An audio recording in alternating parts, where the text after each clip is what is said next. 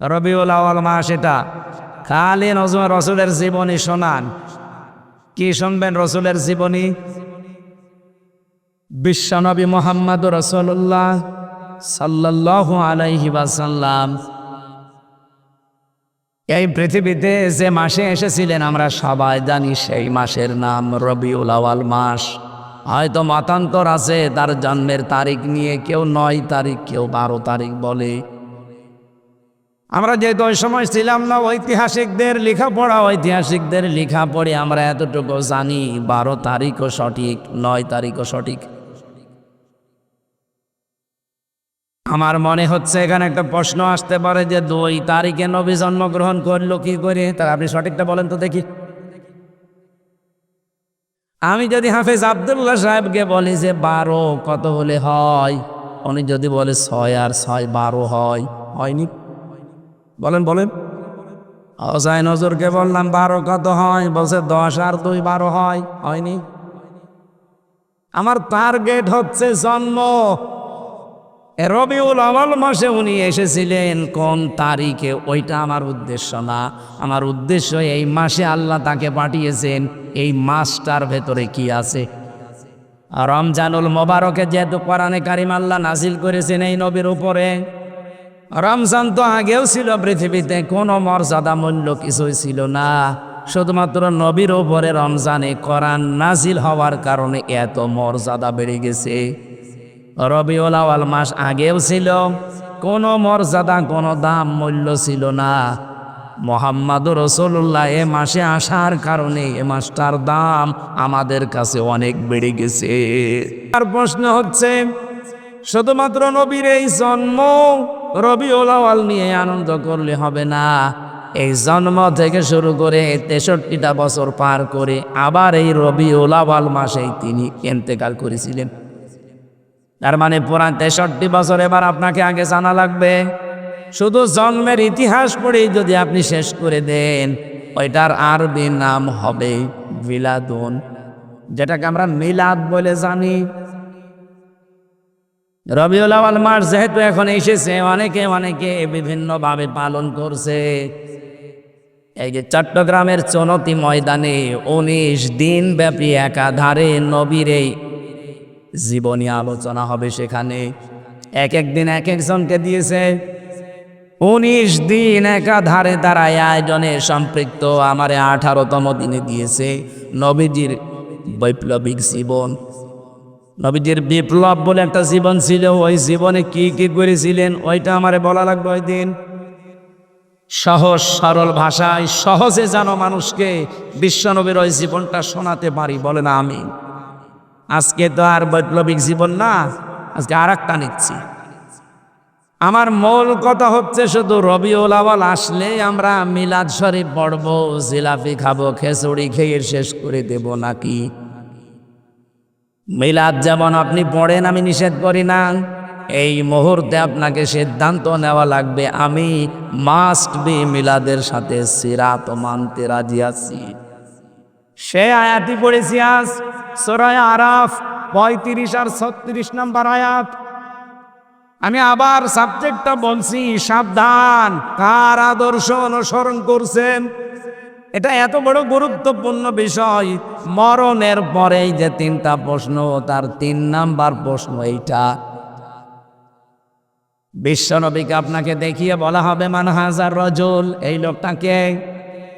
আপনি যদি সত্যি এই রবিউল আউয়াল মাসে সিদ্ধান্ত নিতে পারেন যে নবী বাদে আমি কারো আদর্শ মানি না, কার আদর্শ অনুসরণ করছেন, প্রশ্নবোধক চিহ্ন, যেহেতু সিদ্ধান্ত নিয়ে যদি এই প্রশ্নবোধক চিহ্ন আজ আপনি মিটিয়ে দিতে পারেন, কসম আল্লাহর, কবরে যাওয়ার পরে আপনি দেখেই বলে ফেলবেন হাদা নাবিয়ুনা মুহাম্মাদুর রাসূলুল্লাহ।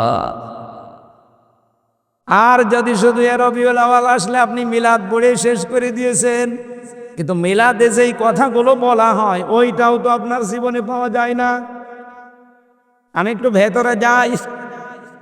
মিলাদ শব্দের শাব্দিক অর্থ হচ্ছে জন্ম। রাসূলের জন্ম বৃত্তান্ত নিয়ে যেখানে আলোচনা করা হয়, ওই অনুষ্ঠানের নাম হচ্ছে মিলাদ অনুষ্ঠান। এলাকায় পাইনি? হয়তো আব্দুল্লাহ হুজুর অথবা মোরশেদ ভাই ওনারা মিলাদ শরীফে গিয়ে নবীজির জন্ম আলোচনা করছে, যে নবীজির জন্মের আগে এই এই দৃশ্যগুলো দুনিয়ায় হয়েছিল। অথচ বিশ্ব নবী পৃথিবী থেকে মিলাদ শরীফ আরম্ভ হবে তার যে জন্ম নিয়ে। উনি যে জন্মগ্রহণ করার পরে 3 জন মহিলার দুধ পান করেছিলেন। উম্মে আইমান নামে এক মহিলা, যেটা হযরতে আমিনা তার সাথে সব সময় ছিল। এই মহিলার দুধ নবীজি ছোটবেলায় পান করেছিলেন জন্মের পরে। 2 নম্বরে দুধ পান করেছেন তার মায়ের। 3 নম্বরে দুধ পান করেছিলেন এই পৃথিবীতে এক মহিষী নারী হযরতে হালিমাতু সাদিয়া রাদিয়াল্লাহু তাআলা আনহা। যদিও এই মহিলা ওই দুধ পান করানোর পুরাটা সময় মুশরিকা ছিল। কথা বুঝতেছেন আমি কি বলছি? তাম পৃথিবীতে যত মহিলা ওই সময় ছিল, বিভিন্ন মহিলার দুধ নবীজিকে আল্লাহ পান করাতে পারতেন, মাত্র 3 জনের দুধ পান করিয়েছেন। উম্মে আইমান ওই যে যখন আসছিল, নবীজি বাবার কবর জিয়ারত করে আসার সময় মা মারা যায়। ওই সময় নবীজিকে দুধ পান করানোর জন্যে তার কোলে তুলে দিয়েছিলেন আমেনা। এর বাবা তো নেই, আমিও চলে যাচ্ছি, দিয়ে গেলাম তোমার কাছে। ওখান থেকে দাদার কাছ পর্যন্ত পৌঁছাতে যে সময় লেগেছে, ওই মদিনা বা ইয়াসরিব থেকে মক্কা পর্যন্ত এই পুরাটা সময় যেই মহিলার দুধ নবী পান করেছিলেন, ওনার নাম উম্মে আইমান। মায়ের দুধ খুব বেশি দিন পাননি তিনি। 3 নম্বরে যাই মহিলার দুধ সব চাইতে বেশি সময় ধরে পান করলেন, তার নাম হালিমা। আমি যে শিক্ষা দেব বলি এই পর্যন্ত আসলাম এইটাই। হযরতে হালিমা বলেন, সিরাত ইবনে হিশামে পাবেন, তাকে আমি এই ডান স্তন মুখে দিলাম, তিনি পান করলেন। বাম স্তন মুখে লাগানোর সঙ্গে সঙ্গে বের করে দিলেন। 1 বার 2 বার 3 বার আমি তার মুখে লাগিয়েছি, 3 বারই তিনি বের করে দিলেন। চোখের ইশারা দিয়ে যেন আমাকে জানাতে চাই, মা হালিমা জোর করেন কেন? ডান স্তন এটা আমার অধিকার ছিল, হক ছিল, আমি পান করেছি। বাম স্তন এটা আমার অধিকার না, এটা আমার দুধ ভাই আব্দুল্লাহর অধিকার। কারণ আমি জানি আপনার একটা ছোট্ট ছেলে আছে। পৃথিবীতে তো আমি ভাইয়ের হক নষ্ট করার জন্য আসি নাই, এসেছি ভাইয়ের হক ফিরিয়ে দেওয়ার জন্যে। কুষ্টিয়া বাসে যেই নবীর জীবনী শোনার জন্যে, তার মিলাদ পড়ার জন্য বসে আছেন, সেই নবীর জন্মের কাহিনী বলছি।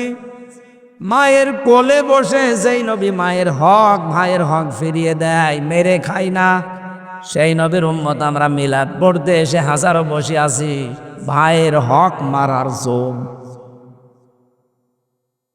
এখানে ভাই মানে শুধু দুধ ভাই, আপন ভাই না। আল মুসলিম আখুল মুসলিম, মুসলমান মুসলমানের ভাই। বলেন, রবিউল আউয়ালের 27টা শিক্ষা পেয়েছি আমি সিরাত গ্রন্থে, তার ভেতরে এইটা একটা, যে হক মারা যাবে না। মায়ের কোলে বসে জন্মের পরে এটা শিক্ষা দিয়েছেন নবী মুহাম্মদুর। অথচ সেই নবীর উম্মত আমরা দাবি করছি, মিলাদও পড়ছি, সিরাত মাহফিলেও এসেছি। দিন যত যায়, যত বড় হয়, ভাইয়ের হক মারার জোম হয়। আজকে একটা হাদিস পড়ছি, একটু ভালো করে শোনেন বা এদিকে তাকা। বিশ্বনবী জানিয়েছেন, আবি যাররিন রাদিয়াল্লাহু তাআলা আনহু قال قال النبي صلى الله عليه وسلم من ادعى ما ليس له فليس منا। মুসলিম শরীফের হাদিস। এরপরে আরেকটা অংশ আছে, আমি এটা বললাম না, বলছি আগে পর্যন্ত বলি।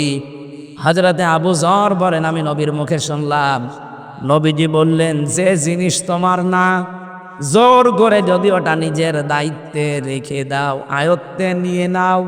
আবার বলছি, যেই জিনিস তোমার না, ওটা যদি জোর করে জবরদস্তি করে যে কোনোভাবে নিজের আয়ত্তে ওইটা দখলে নিয়ে নাও, ওই দিন থেকে তোমার 2টা ক্ষতি হবে। 1 নম্বরে ফালাইসা মিন্না, তুমি ওই দিন থেকে নবীর উম্মত থেকে খারিজ হয়ে গেলে, আর নবীর উম্মত নেই। কুষ্টিয়াবাসী বলেন তো এই হাদিসের প্রথম অংশটুকু, আগস্টের 5 তারিখের পরে আজকে সেপ্টেম্বরের 3 তারিখ, এই 1 বছর 1 মাস প্রায় পার হয়ে গেল। কি মনে হচ্ছে আপনার? নবীর বহু উম্মত এই কুষ্টিয়া জেলায় অলরেডি খারিজ হয়ে গেছে। অন্যের জিনিস যারা চাঁদাবাজি করে, আমি বাকিটা আর বললাম না, কত কায়দায় তারা নিজের আয়ত্তে নিয়ে নিয়েছে। বাবা শাহজালাল সব হালাল নাকি খোসায় শুরু হয়নি? বলেন। হ্যাঁ, আপনি এ পর্যন্ত শুনে আন্দাজে লাফাবেন না, এরপরে আমি একটা ব্যাখ্যায় যাচ্ছে। নবীজি বলেন 1 নম্বরে, 2 দিন থেকে তুই আমার উম্মত আর নেই, বের হয়ে গেলি। ফালাইসা দিয়েছেন, এখানে ফা আছে, লাইসা মিন্না দিলেও আমি অর্থ করতে পারতাম, ফা দিলেন কেন? ফায়ের ব্যাখ্যা হচ্ছে উপরে বর্ণিত এই গুণাগুণগুলো যদি কেউ অর্জন করে তাহলে মাস্ট বি পরের শাস্তি বা পুরস্কার তার উপরে বর্তাবেই। তাহলে উপরের কি? উপরের হচ্ছে যে জিনিস আপনার না, আপনি জোর করে জবরদস্তি করে দখল করে চাঁদাবাজি করে নিজের নামে সব নিয়ে নিয়েছেন, তা আপনার জন্য প্রথম শাস্তি ফালাইসা মিন্না, আপনি নবীর উম্মত নেই। 2 নম্বরে, ওয়ালিয়াতাবাওয়া মাকআদাহু মিনান নার, আপনি জানো জাহান্নামে অলরেডি একটা স্থান তৈরি করে বরাদ্দ করে রেখে দিলেন। আমার তো হাদিস পড়ার পরে মনে হয় বাংলাদেশে বহু মানুষের স্থান এখন জাহান্নামে বরাদ্দ হয়ে গেছে।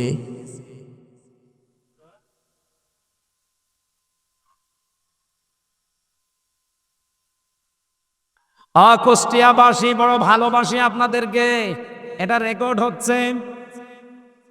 যারা যাদের জিনিসপত্র নিয়েছেন 1 বছর 1 মাসের ভেতরে জোর করে জবরদস্তি করে চাঁদাবাজি করে ছিনতাই করে রাহাজানি করে ফাঁকি দিয়ে ওটা ফেরত দিয়ে দেন। যতদিন ফেরত না দেবেন আপনি নবীর উম্মত আর নেই, খারিজ হয়ে গেছেন আপনি। 2 নম্বরে, আপনি জাহান্নামে নিজের একটা স্থান অলরেডি তৈরি করে রেখেছেন, আপনি মরবেন আর চলে যাবেন। এবার আসেন পরের দ্বিতীয় ব্যাখ্যায়। এ পর্যন্ত বুঝেছেন কিনা বলেন? হ্যাঁ, এখানে আওয়াজ হচ্ছে কেন ভাই? এই কথা বলা যাবে না।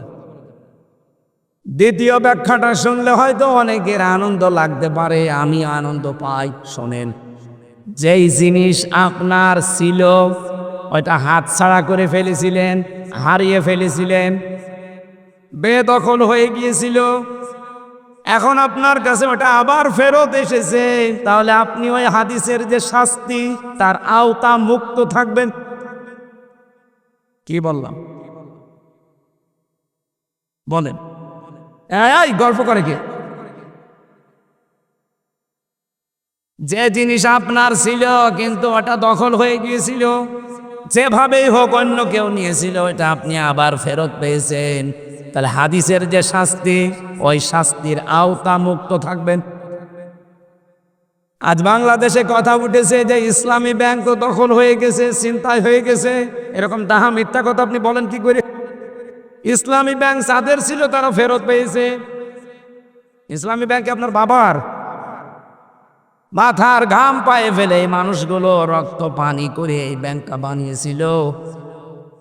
এই জালেমরা এতদিন এইটা জোর জবরদস্তি করে দখল করে রেখেছিল, ওরা আবার ফেরত পেয়েছে। আপনি বলেন এর ভেতরে কোনো ফাঁক ফোকর আছে? যার তা সে ফেরত পেয়েছে, কিন্তু আপনি কার্ডটা নিলেন। কুষ্টিয়ার গোবরহাটে খাজানা করে 100 কোটি টাকার উপরে চাঁদাবাজি হয়েছে, এগুলো তো সবই তার বাবার টাকা। 15 বছরে তার যদি 5 কোটি টাকার ক্ষতি হয়ে থাকে, আপনি আরো 95 কোটি টাকা অলরেডি তুলে ফেলেছেন।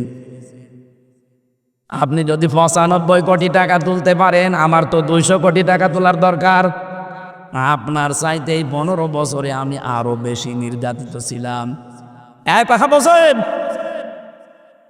সুতরাং আন্দাজে মিথ্যা তহমত লাগাবেন না। ইসলামী ব্যাংক ছিনতাই হয়নি, ডাকাতি হয়নি, চুরি হয়নি, যারটা সে ফেরত পেয়েছে, সুতরাং তাদের জন্য শাস্তি না। এই সমসপুর বাজারে কোনো দোকান যদি আপনার বেদখল হয়ে যায়, কেউ জোর করে জবরদস্তি করে ক্ষমতা দিয়ে কেড়ে নেয়, এখন আবার ওইটা আপনি ফেরত পেয়েছেন, আপনার গোনা হবে না, কিন্তু দোকানই আপনার না। কি বেশি বললাম? তাহলে খাপের খাপ মমতাজের বাপ মিলে যাচ্ছে। মানুষ এক বছর এক মাসে জীবনে কোনোদিন চামড়ার স্যান্ডেল পাই দেয়নি, আর এখন 2 তলা স্যান্ডেল পাই দিচ্ছে। বাকি ইতিহাসগুলো নাই বলি। তাহলে যে কথা বলেছিলাম, মিলাদ পড়তে এসেছেন আপনি রবিউল আউয়াল মাসে, মিলাদের তো প্রথম শিক্ষা এইটা নবী জন্মের পরেই দিলেন, যে ভাইয়ের হক নষ্ট করার জন্য আমি আসি নাই, এসেছি ভাইয়ের হক ফিরিয়ে দেওয়ার জন্যে। আমাদের এই শিক্ষাটা যেন বাংলার মানুষেরা নিতে পারে এই রবিউল আউয়ালে, বলেন আমিন। অন্য জেলার লোক না নি, কুষ্টিয়া মানুষ যেন নেয়। فقد قال الله تعالى في كلامه المجيد وبرهانه التوحيد فأعوذ بالله من الشيطان الرجيم بسم الله الرحمن الرحيم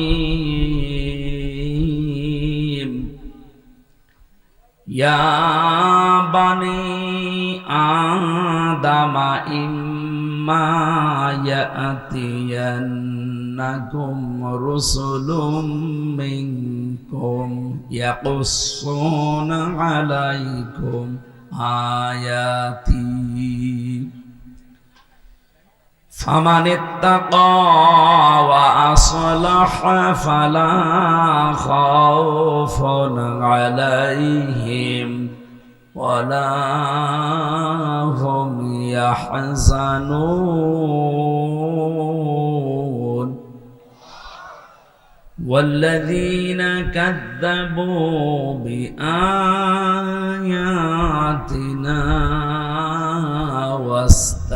واستكبروا عنها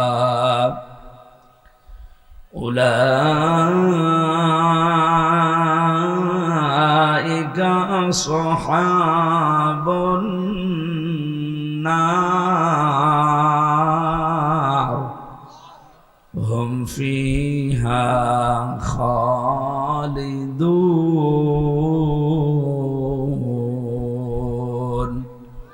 صدقت يا ربنا.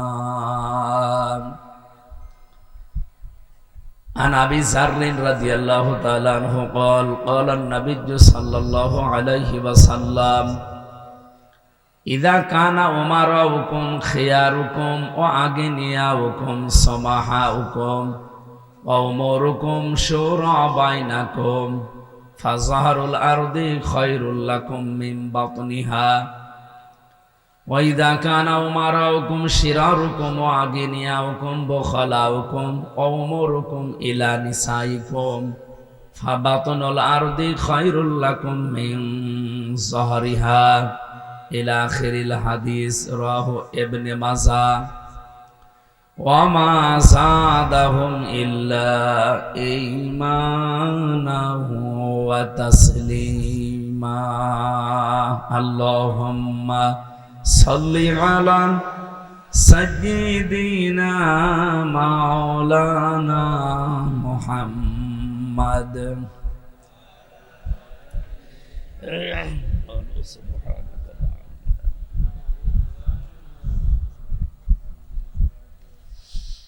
কত ব্যথা কত ভাবে সয়েছ যে তুমি তোমারি খুনে লাল তায়েফের ভূমি ফেরেশতা এসে চাই ধ্বংসের হুকুম লৌহ মাখা মোহাম্মদ প্রাণেতে হাসরাত হে আল্লাহ ক্ষমা করো এ তায়েফবাসীর এরা বোঝেনি তো আমি যে মুহাম্মদ হৃদয়ে মুহাম্মদ মাদ আলহামদুলিল্লাহ।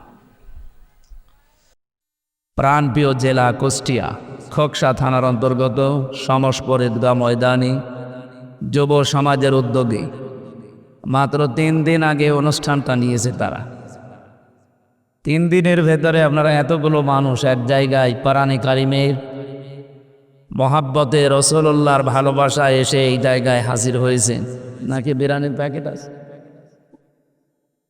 সুতরাং যুবকদের এই মহতী আয়োজনে যারা সাড়া দিয়েছেন, ঐতিহাসিক সিরাত মাহফিলের স্বনামধন্য সভাপতি, পাত্র এলাকার সর্বজন শ্রদ্ধাভাজন ব্যক্তি, মুরব্বী মানুষ মনে হয়, হাফেজ মাওলানা আনিসুর রহমান হালকা। এখানে বিশেষ অতিথি হিসাবে যারা আলোচনা রাখলেন, হাফেজ মাওলানা মুর্শিদ আলম, শেখ সাইদুল ইসলাম সাইদ ভাই। উপস্থিত আছেন আমলাবাড়ি হাফিজিয়া মাদ্রাসার সম্মানিত পরিচালক, হাজারো হাফেজের ওস্তাজ, আমাদের কুষ্টিয়ার কৃতি সন্তান হাফেজ আব্দুল্লাহ দামাত বারকাতুহুমুল আলিয়া, বলেন আমিন। উপস্থিত আছেন চুয়াডাঙ্গা থেকে এসেছেন জনাব মাওলানা হোসাইন আহমেদ মাহফুজ। এ মাহফিলের বরেণ্য যুবক সদস্য যারা এলাকার মুরব্বীদেরকে সাথে নিয়ে নবীদের সিরাত, তার জীবনে আমাদেরকে শোনানোর জন্যে ব্যবস্থা যারা করে দিয়েছে, ওদেরকে যে মা পেটে নিয়েছে আল্লাহ যেন খাদিজাতুল কুবরার মতো কবুল করে। যেহেতু সিরাত মাহফিল লিখেছেন, আমরা তার সিরাত নিয়েই কথা বলবো। আমার আজকের আলোচনার বিষয় সাবধান, আশ্চর্যবোধক চিহ্ন আছে। এরপরে হচ্ছে কার আদর্শ অনুসরণ করছেন, প্রশ্নবোধক চিহ্ন। এ বিষয়টা বোঝা গেছে কিনা বলেন তো? কি বললাম? সাবধান। এরপরে আশ্চর্যবোধক একটা চিহ্ন দেওয়া আছে, বিস্ময়সূচক একটা শব্দ দেওয়া আছে। এরপরেই আসল বিষয়, কার আদর্শ অনুসরণ করছেন, প্রশ্নবোধক চিহ্ন। সুতরাং আপনাকে এখানে আজকে খোরাকি নিয়ে যাওয়া লাগবে। আমরা ক্লাস আকারে 1 ঘন্টা মতো কথা বলবো ইনশাআল্লাহ। 1 ঘন্টার ভেতরে এমন কিছু আমরা ডেলিভারি দিতে চাই, এমনকি আমরা রিসিভ করতে চাই, এটা নিয়ে আমাদের বাকি যতদিন বাঁচি এর উপরে যেন চলতে পারি ইনশাআল্লাহ।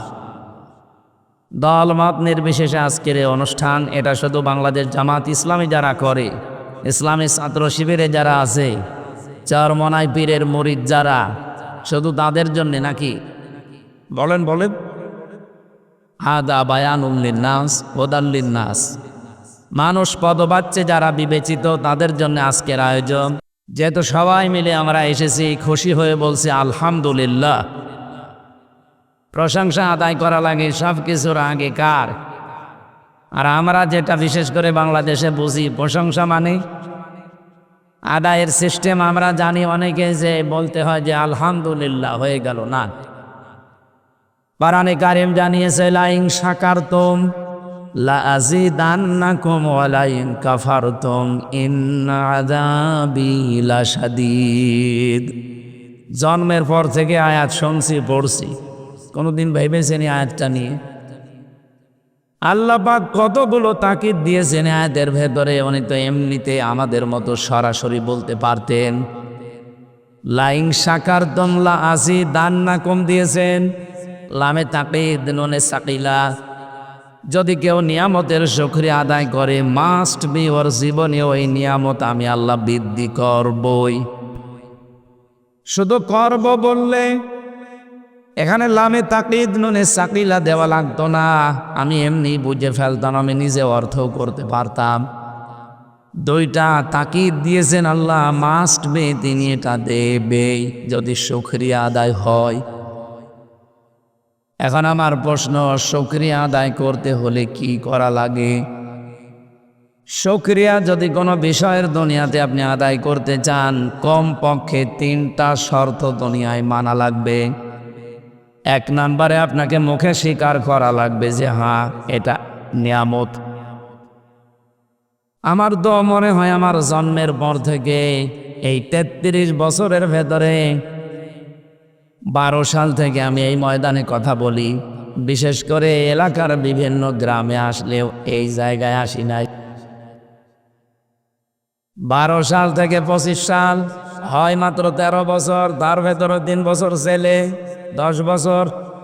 আর এই 10 বছর যারা দায়িত্বে ছিল, আমির হামজা না, আমির নাম শুনলেও 144 ধারা জারি করত। হামজা তো আরো ঝামেলা। সেই হিসাবে বলছি আজকে একটা নিয়ামত। 3 দিনের আয়োজনে এতগুলো মানুষ এমনিতে আসে নাই। আজকে এটা আমাদের জন্য বলেন মুখে স্বীকার করে নিয়ামত। বলেন বলেন। 2 নম্বরে শুধু স্বীকার করলে হবে না, আপনার অন্তরের ভেতর একটা আনন্দ লাগবে। এই আনন্দর চিহ্ন কি? কোরআনে কারীম জানিয়েছে ইন্নামাল মুমিনুনাল্লাযীনা ইযা যুকিরাল্লাহু ওয়াজিলাত কুলুবুহুম। অবশ্যই আল্লাহর দৃষ্টিতে ঈমান আছে তাদের ভেতরে। আবার বলছি, অবশ্যই আল্লাহর দৃষ্টিতে ঈমান আছে তাদের ভেতরে। তারাই শুধু আল্লাহর দৃষ্টিতে ঈমানদার বলে দাবি করতে পারে। আমি কেন রিপিট করলাম? এই যে শব্দটা আল্লাহ আরম্ভ করেছেন ইন্না দিয়ে বলতে পারতেন ইন্নাল মুমিনুনাল্লাযীনা ইযা যুকিরাল্লাহ, মাঝখানে মা লাগিয়েছেন কেন? যারা আরবি গ্রামার বোঝে, আমি যতটুকু বুঝেছি, মা শব্দ যদি ইন্নার পরে ব্যবহার করা হয় তাহলে বাংলা অর্থ দাঁড়ায় কেবলমাত্র, শুধুমাত্র, একমাত্র, এই জন্যে, এরকম অর্থ আছে। আপনি দেখেন আরবি গ্রামার খুলে প্রায় 12-13টা অর্থ পাবেন, সব এইরকম। আল্লাহর দৃষ্টিতে একমাত্র, কেবলমাত্র, শুধুমাত্র ঈমানদার তারা। ওয়াজিলাত কুলুবুহুম ইযা যুকিরাল্লাহু ওয়াজিলাত কুলুবুহুম। যখন আল্লাহর নাম তাদের সামনে উচ্চারণ করা হয়, ওই মানুষগুলোর অন্তর আত্মা কেঁপে ওঠে। এখানে ওয়াজিলাত কুলুবুহুম এই শব্দের ব্যাখ্যায় তাফসিরে ফি জিলালিল কোরআন সৈয়দ কুতুব রহমতুল্লাহ আলাইহি বলেন, আপনার অন্তর যে কেঁপে ওঠে এর চিহ্ন কি? এই আওয়াজ করা যাবে না। আপনার অন্তর কেঁপে ওঠে এর চিহ্ন কি? রব্বুল আলামিন বলেন ওয়াইদা সামিউ মা উনজিলা ইলার রাসূলি তারা আয়ুনাহুম তাফিদু মিনাদ দামি মিম্মা আরাফু মিনাল হক ইলা আখিরি আয়াত। সূরা মায়েদার ভেতরে এসেছে 7 নম্বর পারার 1 নম্বর পৃষ্ঠায় আছে। নবী আপনি যখন কোরআনে কারীম শোনাবেন, আপনার উপরে যেটা নাজিল হয়েছে এটা যখন মানুষ শুনবে, যারা উপলব্ধি করতে পারে, যারা বুঝতে পারে, আপনি দেখবেন মনের অজান্তে তাদের চোখ দিয়ে পানি পড়ছে। কোরআনের আলোচনায় সবার চোখে পানি আসবে না, এটাকে আপনাকে বোঝার মতো যোগ্যতা থাকা লাগবে। আপনি যখন অনুধাবন করবেন যে কি বলতে চায় আর আমি কি করি, মনের ভেতরে যখন একটা উতাল পাতাল শুরু হবে, আপনি মনের অজান্তেই কখন কাঁদতেছেন নিজেও টের পাবেন না। আপনার এই দৃশ্য যদি তৈরি হয় তাহলে কিছু চিহ্ন আপনাকে এখনই দেখা যাবে ভেতরে। 1 নম্বরে শরীরের পশমগুলো দেখবেন খাড়া হয়ে গেছে। দেখেন তো আপনার দিকে তাকিয়ে, যদি মনে হয় যে হ্যাঁ পশমগুলো সব খাড়া হয়ে গেছে। 2 নম্বরে বাম স্তনের 2 আঙ্গুল নিচে একটা গোস্তের টুকরা আছে, এখানে কাপ ধরবে। 3 নম্বরে আপনার মনের ভেতরে একটা অনির্বচন শোক আপনি অনুভব করবেন। এটা টাকা দিয়ে কিনতে পাওয়া যায় না। এই বিষয়গুলো যখন আপনার 3.5 হাত বডির ভেতরে আপনি পাবেন, আপনি মনে করবেন মাস্ট বি আপনি অন্তরে শান্তি পাচ্ছেন। তাহলে নিয়ামতের শুকরিয়া আদায়ের শর্ত কয়টা বললাম? 3টা। বলেন বলেন। 1 নম্বরে মুখে স্বীকার করা না, এরকম ছাত্র এখনই বুঝে যাচ্ছে। মুখে স্বীকার করা লাগবে যে হ্যাঁ সমস্পরে আজকের এটা নিয়ামত। বলেন বলেন। দুই নম্বরে আপনার মনের ভেতরে একটা অনির্বাচন সুখ আপনি অনুভব করবেন, যেটা অন্তত আমি পাচ্ছি। এটা সবাই পাবে না, পাবে কারা? কোরআনে কারীম জানিয়েছে আল্লাহু ইয়াজতাবি ইলাইহি মাইয়াশা ওয়া ইয়াহদি ইলাইহি মাই ইউনিব। ইউনিব না উনিব? ইউনিব, ইয়ার উপরে পেশ আছে। আল্লাহ রাব্বুল আলামিন সূরা আশ-শূরার 13 নম্বর আয়াতের শেষের অংশে এটা জানিয়েছেন, আমি কাদেরকে দিয়ে এই আনন্দটা উপভোগ করাবো জানো? আল্লাহু ইয়াজতাবি ইলাইহি মাইয়াশা, যাকে আমি আল্লাহ আমার দ্বীনের জন্য নির্বাচিত করি। ইয়াজতাবি শব্দের শাব্দিক অর্থ হচ্ছে নির্বাচিত করা, পছন্দ করা, মনোনীত করা, সিলেক্টেড করা। আমার প্রশ্ন হচ্ছে, পৃথিবীতে এই যে সিস্টেমটা আল্লাহ দিলেন, ইয়াজতাবি, এজতেবা মানে মনোনীত করা, নির্বাচিত করা। এই নির্বাচিত করা হয় যে পদ্ধতিতে, ওই পদ্ধতির নাম নির্বাচন। নির্বাচন ছাড়া যদি কেউ নিজে নিজেই নির্বাচিত হয়ে বলে আমিও, এতদিন যেটা ছিল এটাকে আগামীতে আবার চলতে দেবেন? কোরআনের বিরুদ্ধে চলে যাচ্ছে না? আজাহিদু ফিল্লাহি হাক্কা জিহাদি ওয়াজতাবাকুম, তিনিই তোমাদেরকে নির্বাচিত করেছেন। শুধুমাত্র ওয়াজতাবাকুম পর্যন্ত আল্লাহ আয়াত সেট করে দেননি, শেষ না। ওমা জাআলা আলাইকুম ফিদ্দীনি মিন হারাজ, আল্লাহ যাদেরকে নির্বাচিত করেন, মনোনীত করেন, পছন্দ করেন, সিলেক্ট করেন, এই মানুষগুলো যদি সত্যি আল্লাহর নির্বাচিত হয়ে যায়, এরা দিনের ওপরে চলতে গিয়ে যত বাধা বিপত্তি আসবে, এই বাধা বিপত্তি আল্লাহ নিজের পক্ষ থেকে সব সরিয়ে দেবে। এখানে হওয়ার ফাইল সরাসরি আমার আল্লাহ নিজে, এখানে কর্তা দুনিয়ার কেউ না।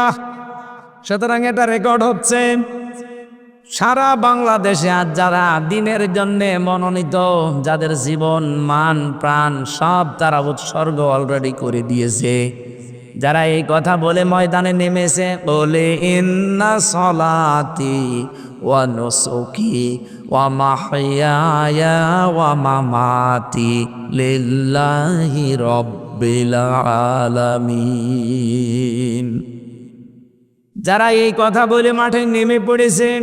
আর নেমে পড়ে কখন? আপনি আমি তো নামতে পারি না, আমাদের পেছনে বিভিন্ন রকমের ঝামেলা লেগে থাকে, অথচ আমার মতো মানুষে কিন্তু দিন কায়েমের জন্য অলরেডি সব দিয়ে নেমে পড়েছে। যত বাধা বিপত্তি আসুক, যত রকমের উল্টা পাল্টা গালিগালাজ কথাবার্তারা, মিথ্যা তহমত তাদের ওপরে দেওয়া হোক, এই মানুষগুলোকে কিন্তু ফেরানো যায় না। বলেন, ইউজাহিদুনা ফি সাবিলিল্লাহি ওয়ালা ইয়াখাফুনা লাউমাতা লাইম, কোন তিরস্কারকে তারা পাত্তা দেয় না। এটা আমি এই শব্দটা বোঝাতে এতক্ষণ পর্যন্ত পেঁচাচ্ছি। আল্লাহ পাক যাকে নির্বাচিত করেন তার দ্বীনের জন্যে, মাস্ট বি এই লোকটা বিপদে পড়লে ওমা জাআলা আলাইকুম ফিদ্দীনি মিন হারাজ, জালার ফাইল সরাসরি আল্লাহ নিচে, এখানে কর্তা অন্য কেউ না। আল্লাহর কসম, কোরআনের ওপর আমার 100% বিশ্বাস আছে, এই পৃথিবীতে সত্যি কোরআনের জন্যে, দ্বীনের জন্যে আল্লাহ পাক যাকে নির্বাচিত করেছেন, পছন্দ করেছেন, এরা যদি দ্বীনের ওপরে চলতে গিয়ে কোনো মুসিবতে পড়ে, ওয়াহদি ইলাইহি মাইয়ুনিব, যে ব্যক্তি আল্লাহর দিকে মন থেকে ফিরে আসতে চায় তাকে আল্লাহ এই কাজ করার সুযোগ দেয়। সুতরাং এই দেশে যারা দিন কায়েমের জন্য মন থেকে চেষ্টা চালাচ্ছে, এরা বিপদে পড়লে, মুসিবতে পড়লে, ষড়যন্ত্রে পড়লে সরাসরি রক্ষা করবে কে? আপনি যতই চেষ্টা করেন জীবনও আপনার মিশন সফল হবে না। আপনি ষড়যন্ত্র করবেন হয়তো 5 দিক থেকে। আল্লাহ পাক বলেন আমাকারু আমাকারাল্লাহু আল্লাহু খায়রুল মাকিরিন। ওরা ষড়যন্ত্র করে, আমি আল্লাহ কৌশল করি, আমি আল্লাহ সর্বোত্তম কৌশলী। সুতরাং আজকে এই দেশে যারা সত্যিই মন থেকে দিন কায়েমের জন্য নেমে পড়েছে, আপনি যতই তহমত তাদের নামে লাগিয়ে দেন না কেন, আপনার পেছনে শয়তান 5টা জাল যদি বিছিয়ে রাখে, এগুলো ষড়যন্ত্রের।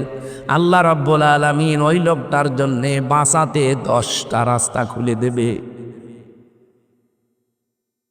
ডাকসু নির্বাচন থেকে শুরু করে এই দেশে যতগুলো জায়গা মন থেকে যারা সত্যি আল্লাহর দিনকে বিজয় করার জন্য বিভিন্ন রাস্তায় চেষ্টা চালাচ্ছে, তাদের পেছনে কত রকমের ষড়যন্ত্র আপনি চিন্তা করে দেখেন। জীবনে যেটা সে কল্পনা করে নাই সেই দোষ তাদের উপরে দেওয়া হচ্ছে। আপনি দোষ 5 দিক থেকে দিয়ে কি করবেন? এই দোষ মোকাবেলা করে তাকে সঠিক জায়গায় রাস্তায় পৌঁছিয়ে দিয়ে 10টা রাস্তা খুলিয়ে দেওয়ার মতো শক্তি আল্লাহর আছে। ওয়াহদি ইলাইহি মাইয়ুনিব। যে ব্যক্তি সত্যিই ফিরে আসতে চায় মন থেকে, আল্লাহ তাকে বসিয়ে রাখে না, দিন কায়েমের জন্য তাকে আল্লাহ সিলেক্টেড করে, তাকে নির্বাচিত করে, তাকে পছন্দ করে। এই জন্য আমরা মনের ভেতরে আনন্দ সবাই নিয়ামতের শুকরিয়া হিসাবে আপনি পাবেন না, আপনাকে আল্লাহ নির্বাচিত করা লাগবে। এই জন্য আমার ভেতরে যে আনন্দ এখন পাচ্ছি, এই 33 বছরও অন্তত কত জায়গায় তো গেছি, আজকে একটু আনন্দ বেশি পাচ্ছি। এই কারণে জায়গায় বহু বাধা উপেক্ষা করে আজ আল্লাহ ওপেন করে দিয়েছে। বাংলাদেশে এখন 18 কোটির উপরে মানুষ, মাত্র 7 কোটি 20 লাখ মানুষ এখন চাচ্ছে এই দেশে আল্লাহর দিন কায়েম হোক। এই আয়াত অনুযায়ী এই 7 কোটি 20 লক্ষ মানুষকে আল্লাহ নির্বাচিত করেছেন, পছন্দ করেছেন, তাদেরকে দিয়ে আল্লাহ দিন কায়েম এই জমিনে করাবেই। শুধু করাবে না, এই যে ইন্না মা আছে, একমাত্র শুধুমাত্র কেবলমাত্র হবেই হবে, তবে এটাই, এরকম অর্থ আছে। আল্লাহ যেখানে শব্দ চয়ন করছে নাকি ইয়ারকি মারার জন্য। সুতরাং নিয়ামতের শুকরিয়া আদায় শুধু এই মুখ পর্যন্ত, হোসাইন হজুরের মতো এ পর্যন্ত খেয়ে একটা ঢেকর তৈরি বললেন আলহামদুলিল্লাহ হবে, এটা একটা মাধ্যম, শব্দ একটা। আপনাকে প্রথমে স্বীকার করা লাগবে যে হ্যাঁ এটা নিয়ামত আল্লাহ। 2 নম্বরে আপনার মনের ভেতরে একটা আনন্দ অটোমেটিক আসবে। 3 নম্বরে এই নিয়ামতের শুকরিয়া আদায়ের জন্যে আল্লাহ যেটা বলেছেন ওইভাবে তারে ব্যবহার করা লাগবে। তাহলে শর্ত কয়টা? তাহলে আজকের এটা যদি নিয়ামত হয়, আমরা 1 নম্বরে স্বীকার করি কিনা বলেন। 2 নম্বরে আমরা মনের ভেতরে অন্তত আমরা সবাই না পেলেও কিছু মানুষ অন্তত আনন্দ পাচ্ছি। কারা পাচ্ছেন দেখি? হ্যাঁ, আন্দাজে হাত তুলবেন না, আমি কিন্তু বুকে হাত দিয়ে দেখবো। দেখেন তো,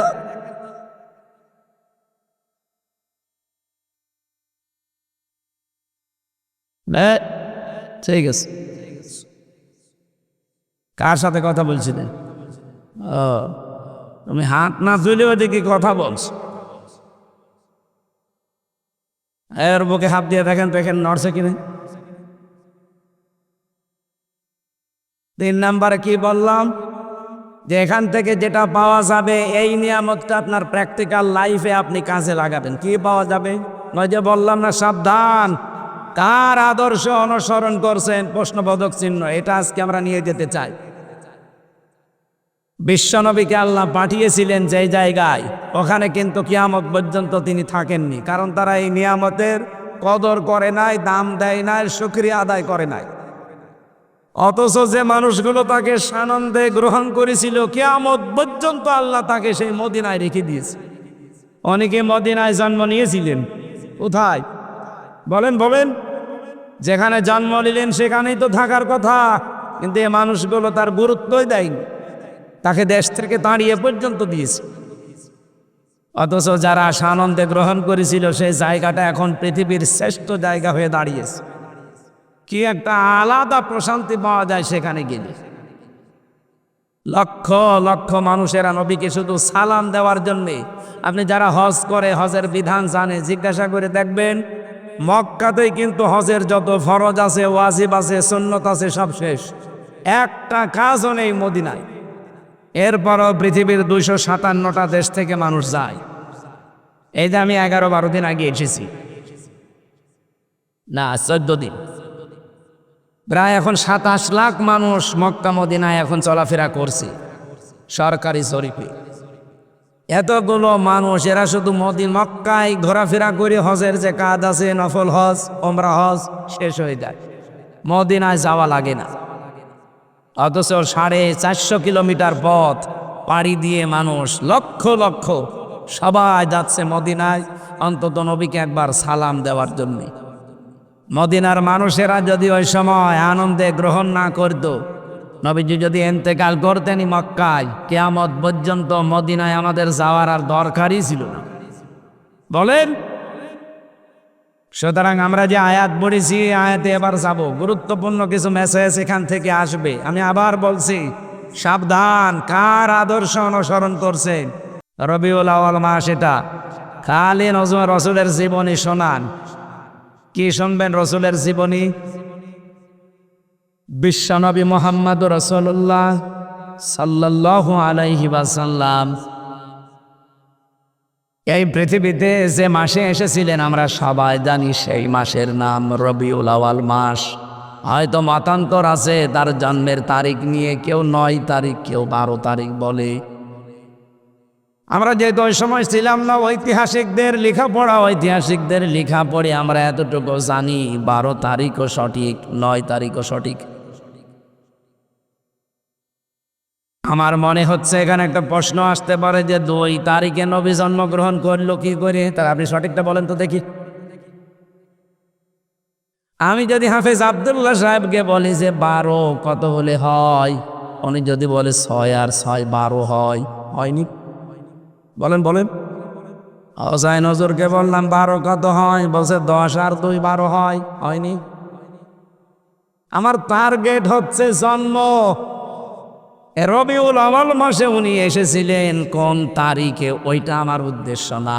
আমার উদ্দেশ্য এই মাসে আল্লাহ তাকে পাঠিয়েছেন, এই মাসটার ভেতরে কি আছে। রমজানুল মোবারকে যেহেতু কোরআনে কারিম আল্লাহ নাজিল করেছেন এই নবীর উপরে, রমজান তো আগেও ছিল, পৃথিবীতে কোনো মর্যাদা মূল্য কিছুই ছিল না, শুধুমাত্র নবীর উপরে রমজানে কোরআন নাজিল হওয়ার কারণে এত মর্যাদা বেড়ে গেছে। রবিউল আউয়াল মাস আগেও ছিল, কোনো মর্যাদা, কোনো দাম মূল্য ছিল না। মুহাম্মাদুর রাসূলুল্লাহ এ মাসে আসার কারণে এ মাসটার দাম আমাদের কাছে অনেক বেড়ে গেছে। আর প্রশ্ন হচ্ছে, শুধুমাত্র নবীর এই জন্ম রবিউল আউয়াল নিয়ে আনন্দ করলে হবে না। এই জন্ম থেকে শুরু করে 63টা বছর পার করে আবার এই রবিউল আউয়াল মাসেই তিনি ইন্তেকাল করেছিলেন।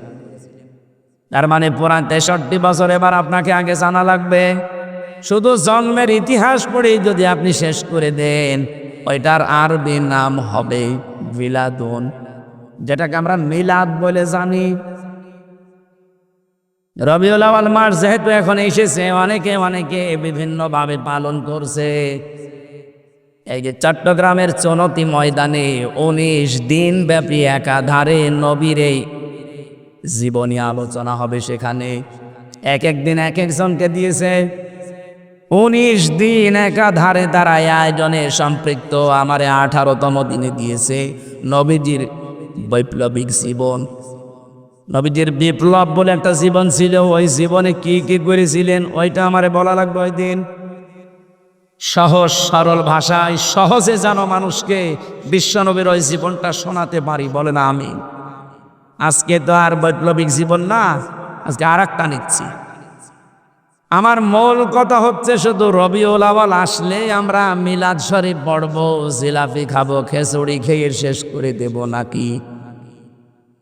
মিলাদ যেমন আপনি পড়েন, আমি নিষেধ করি না, এই মুহূর্তে আপনাকে সিদ্ধান্ত নেওয়া লাগবে, আমি মাস্ট বি মিলাদের সাথে সিরাত মানতে রাজি আছি। সে আয়াতই পড়েছি আজ, সূরা আরাফ 35 আর 36 নম্বর আয়াত। আমি আবার সাবজেক্টটা বলছি, সাবধান, কার আদর্শ অনুসরণ করছেন। এটা এত বড় গুরুত্বপূর্ণ বিষয়। মরণের পরেই যে 3টা প্রশ্ন, তার 3 নাম্বার প্রশ্ন এইটা। বিশ্বনবীকে আপনাকে দেখিয়ে বলা হবে মান হাজার রজুল, এই লোকটাকে। আপনি যদি সত্যি এই রবিউল আউয়াল মাসে সিদ্ধান্ত নিতে পারেন যে নবী বাদে আমি কারো আদর্শ মানি না, কার আদর্শ অনুসরণ করছেন, প্রশ্নবোধক চিহ্ন, যেহেতু সিদ্ধান্ত নিয়ে যদি এই প্রশ্নবোধক চিহ্ন আজ আপনি মিটিয়ে দিতে পারেন, কসম আল্লাহর, কবরে যাওয়ার পরে আপনি দেখেই বলে ফেলবেন হাদা নাবিয়ুনা মুহাম্মাদুর রাসূলুল্লাহ। আর যদি শুধু এ রবিউল আউয়াল আসলে আপনি মিলাদ পড়ে শেষ করে দিয়েছেন, কিন্তু মিলাদে যেই কথাগুলো বলা হয় ওইটাও তো আপনার জীবনে পাওয়া যায় না। আমি একটু ভেতরে যাই। মিলাদ শব্দের শাব্দিক অর্থ হচ্ছে জন্ম। রাসূলের জন্ম বৃত্তান্ত নিয়ে যেখানে আলোচনা করা হয় ওই অনুষ্ঠানের নাম হচ্ছে মিলাদ অনুষ্ঠান। এলাকায় পাইনি, হয়তো আব্দুল্লাহ হুজুর অথবা মোরশেদ ভাই, ওনারা মিলাদ শরীফে গিয়ে নবীজির জন্ম আলোচনা করছে, যে নবীজির জন্মের আগে এই দৃশ্যগুলো দুনিয়ায় হয়েছিল।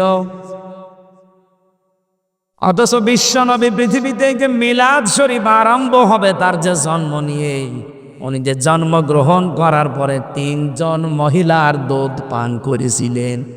উম্মে আইমান নামে এক মহিলা, যেটা হযরতে আমিনা তার সাথে সব সময় ছিল। এই মহিলার দুধ নবীজি ছোটবেলায় পান করেছিলেন জন্মের পরে। 2 নম্বরে দুধ পান করেছেন তার মায়ের। 3 নম্বরে দুধ পান করেছিলেন এই পৃথিবীতে এক মহিয়সী নারী হযরতে হালিমাতুস সাদিয়া রাদিয়াল্লাহু তাআলা আনহা। যদিও এই মহিলা ওই দুধ পান করানোর পুরাটা সময় মুশরিকা ছিল। কথা বুঝতেছেন আমি কি বলছি? তামাম পৃথিবীতে যত মহিলা ওই সময় ছিল, বিভিন্ন মহিলার দুধ নবীজিকে আল্লাহ পান করাতে পারতেন, মাত্র 3 জনের দুধ পান করিয়েছেন। উম্মে আইমান ওই যে যখন আসছিল, নবীজি বাবার কবর জিয়ারত করে আসার সময় মা মারা যায়, ওই সময় নবীজিকে দুধ পান করানোর জন্যে তার কোলে তুলে দিয়েছিলেন আমেনা।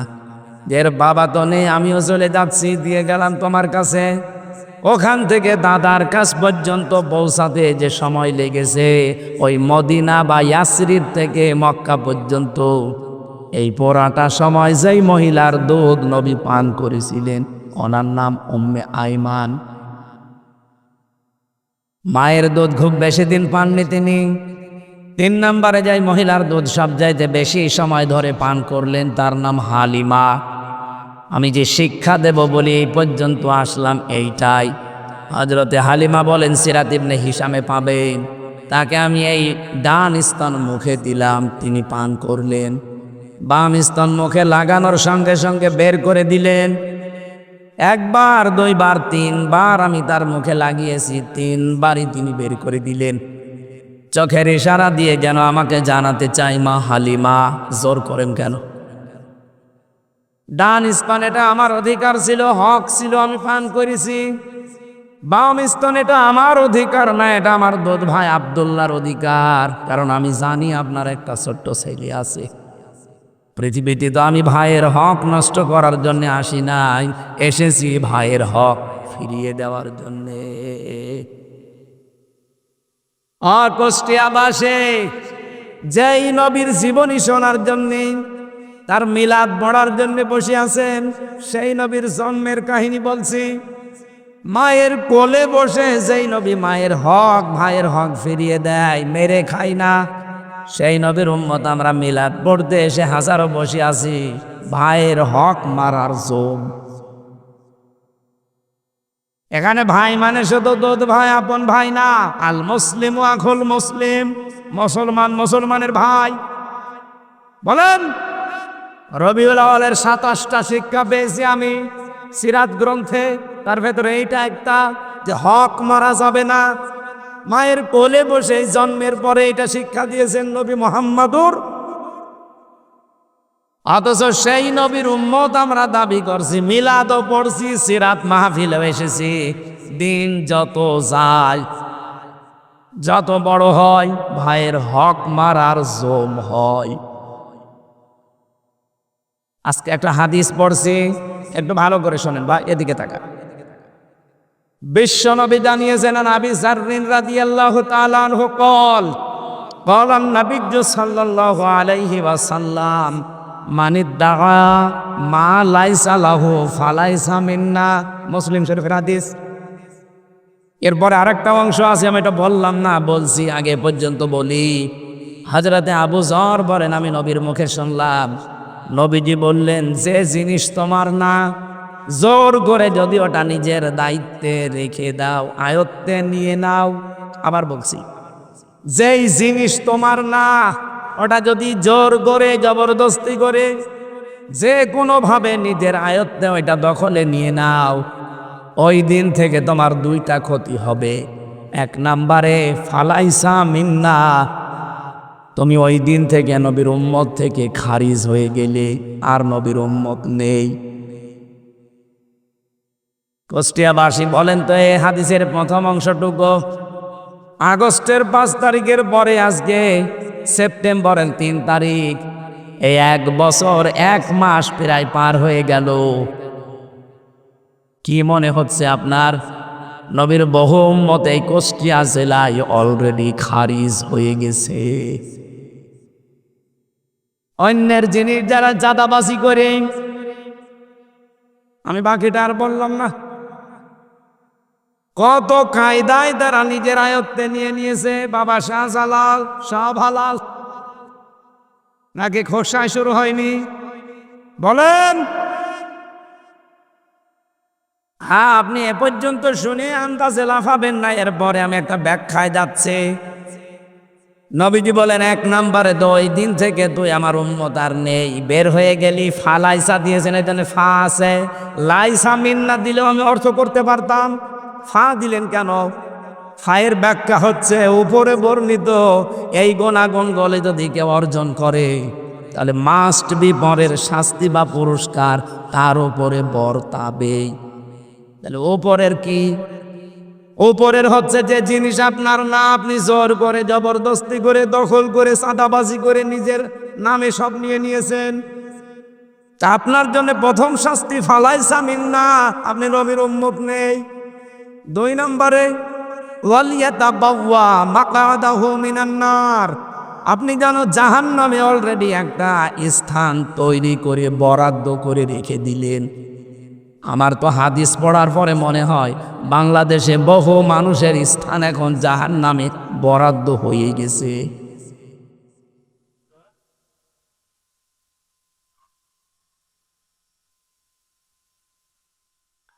কুষ্টিয়াবাসী বড় ভালোবাসি আপনাদেরকে, এটা রেকর্ড হচ্ছে। যারা যাদের জিনিসপত্র নিয়েছেন 1 বছর 1 মাসের ভেতরে জোর করে জবরদস্তি করে চাঁদাবাজি করে ছিনতাই করে রাহাজানি করে ফাঁকি দিয়ে ওটা ফেরত দিয়ে দেন। যতদিন ফেরত না দেবেন, আপনি নবীর উম্মত আর নেই, খারিজ হয়ে গেছেন আপনি। 2 নম্বরে, আপনি জাহান্নামে নিজের একটা স্থান অলরেডি তৈরি করে রেখেছেন, আপনি মরবেন আর চলে যাবেন। এবার আসেন পরের দ্বিতীয় ব্যাখ্যায়। এ পর্যন্ত বুঝেছেন কিনা বলেন? হ্যাঁ, এখানে আওয়াজ হচ্ছে কেন ভাই? এই কথা বলা যাবে না। দ্বিতীয় ব্যাখ্যাটা শুনলে হয়তো অনেকের আনন্দ লাগতে পারে, আমি আনন্দ পাই। শোনেন, যেই জিনিস আপনার ছিল ওইটা হাতছাড়া করে ফেলেছিলেন, হারিয়ে ফেলেছিলেন, বেদখল হয়ে গিয়েছিল, এখন আপনার কাছে ওটা আবার ফেরত এসেছে, তাহলে আপনি ওই হাদিসের যে শাস্তি তার আওতা মুক্ত থাকবেন। কি বললাম বলেন? এই গল্প করে কে? যে জিনিস আপনার ছিল কিন্তু ওটা দখল হয়ে গিয়েছিল, যেভাবেই হোক অন্য কেউ নিয়েছিল, ওটা আপনি আবার ফেরত পেয়েছেন, তাহলে হাদিসের যে শাস্তি ওই শাস্তির আওতা মুক্ত থাকবেন। আজ বাংলাদেশে কথা উঠেছে যে ইসলামী ব্যাংক তো দখল হয়ে গেছে, ছিনতাই হয়ে গেছে। এরকম তাহা মিথ্যা কথা আপনি বলেন কি করে? ইসলামী ব্যাংক যাদের ছিল তারা ফেরত পেয়েছে। ইসলামী ব্যাংক আপনার বাবার মাথার ঘাম পায়ে ফেলে এই মানুষগুলো রক্ত পানি করে এই ব্যাংকটা বানিয়েছিল। এই জালেমরা এতদিন এইটা জোর জবরদস্তি করে দখল করে রেখেছিল, ওরা আবার ফেরত পেয়েছে। আপনি বলেন এর ভেতরে কোনো ফাঁক ফোকড় আছে? যার তা সে ফেরত পেয়েছে। কিন্তু আপনি কার্ডটা নিলেন, কুষ্টিয়ার গোবরহাটে খাজানা করে 100 কোটি টাকার উপরে চাঁদাবাজি হয়েছে। এগুলো তো সবই তার বাবার টাকা। 15 বছরে তার যদি 5 কোটি টাকার ক্ষতি হয়ে থাকে, আপনি আরো 95 কোটি টাকা অলরেডি তুলে ফেলেছেন। আপনি যদি 95 কোটি টাকা তুলতে পারেন, আমার তো 200 কোটি টাকা তোলার দরকার। আপনার চাইতে এই 15 বছরে আমি আরো বেশি নির্যাতিত ছিলাম। এক কথা বলছেন। সুতরাং আন্দাজে মিথ্যা তহমত লাগাবেন না। ইসলামী ব্যাংক ছিনতাই হয়নি, ডাকাতি হয়নি, চুরি হয়নি, যারটা সে ফেরত পেয়েছে। সুতরাং তাদের জন্য শাস্তি না। এই সমসপুর বাজারে কোনো দোকান যদি আপনার বেদখল হয়ে যায়, কেউ জোর করে জবরদস্তি করে ক্ষমতা দিয়ে কেড়ে নেয়, এখন আবার ওইটা আপনি ফেরত পেয়েছেন, আপনার গোনা হবে না। কিন্তু দোকানই আপনার না। কি বেশি বললাম? খাপের খাপ মমতাজের বাপ মিলে দাস। মানুষ 1 বছর 1 মাসে জীবনে কোনোদিন চামড়ার স্যান্ডেল পাই দেয়নি, আর এখন 2 তলা স্যান্ডেল পাই দিস। বাকি ইতিহাসগুলো নাই বলি। তাহলে যে কথা বলেছিলাম, মিলাদ পড়তে এসেছেন আপনি রবিউল আউয়াল মাসে। মিলাদের তো প্রথম শিক্ষা এইটা নবী জন্মের পরেই দিলেন, যে ভাইয়ের হক নষ্ট করার জন্য আমি আসি নাই, এসেছি ভাইয়ের হক ফিরিয়ে দেওয়ার জন্যে। আমাদের এই শিক্ষাটা যেন বাংলার মানুষেরা নিতে পারে এই রবিউল আউয়ালে, বলেন আমিন। অন্য জেলার লোক না নি, কুষ্টিয়া মানুষ যেন নেয়। 2 নম্বরে, নবীজির সিরাত শোনার জন্য আপনি এসেছেন, আজকে লিখে দিয়েছেন ঐতিহাসিক সিরাত মাহফিল। আসেন এবার আমরা সিরাত নিয়ে কথা বলবো। সূরা আরাফ থেকে পড়েছি আমরা মাত্র 2টা আয়াত। আরাফ শব্দের শাব্দিক অর্থ হচ্ছে আলাপচারিতার স্থান, যেখানে আলাপ আলোচনা করা হয়। কিন্তু আয়াতের যে ব্যাখ্যা, এই নামকরণের যে ব্যাখ্যা ঐতিহাসিক প্রেক্ষাপটে পেয়েছি, ওয়াবাইনাহুমা হিজাব ওয়ালাল আরাফি রিজালুন ইয়ারিফুনা বিসিকুল্লাম বিসিমাহুম। রব্বুল আলামিন বলেন, একটা পর্দা দিয়ে তাদেরকে আলাদা করা হবে। জান্নাত এবং জাহান্নামের মাঝে একটা পর্দা দেওয়া থাকবে, একটা প্রাচীর। এই দেওয়ালের উপরে কিছু মানুষকে আল্লাহ দাঁড় করাবেন।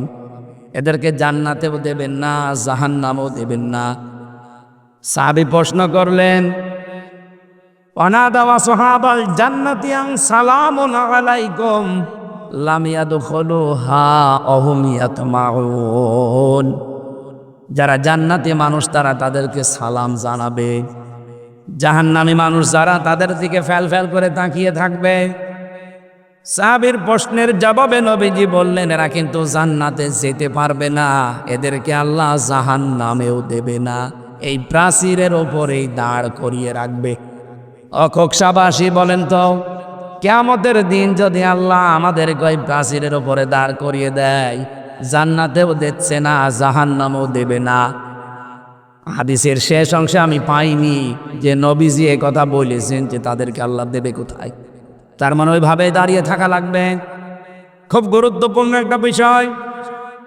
সাহাবীর প্রশ্নের জবাবেই নবীজি বললেন, আল্লাহ তাদেরকে যে জান্নাতে দেয় না, কারণ জানো ওদের সব ছিল ভালো, শুধু মার বাবার সাথে আচরণ খারাপ ছিল। বাংলাদেশে বহু পুরুষ আমরা আছি, ছেলে আছি, সব ভালো আমাদের, কিন্তু মা বাবার সাথে সম্পর্ক ভালো না।